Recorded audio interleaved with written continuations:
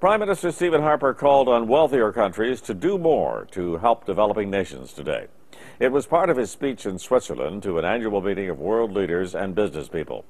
But Harper's message was overshadowed by some harsh criticism about an issue that has dogged him in the past. CTV's Ottawa Bureau Chief Robert Fife reports. At this ritzy ski resort town, the world's most prestigious economic gathering.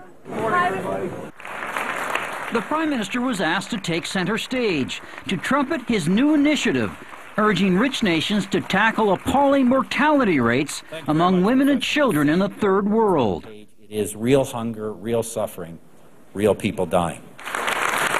It was all going so well for Harper until the panel discussions with other world leaders, where he slammed the door on deep carbon emission cuts. It is very difficult to significantly lower emissions growth. Warning of massive job losses and claiming the world doesn't yet have the technology to significantly cut emissions. They cannot be simply reduced by declaring a target and saying it will be met just by sort of power of will, because that isn't going to happen. That could be seen as a fairly direct critique of the European approach to climate change. The Spanish Prime Minister sharply disagreed with Harper, arguing it takes political will. He wasn't alone. On the climate change, we need to solve the problem so that we don't all perish.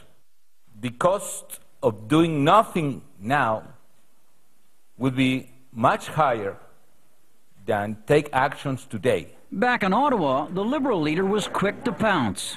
It makes me embarrassed as a Canadian that a Prime Minister would get up and once again say, look, I'm sorry, we can't do anything. This is the second international event within 2 months where the Prime Minister's climate change policy has been questioned.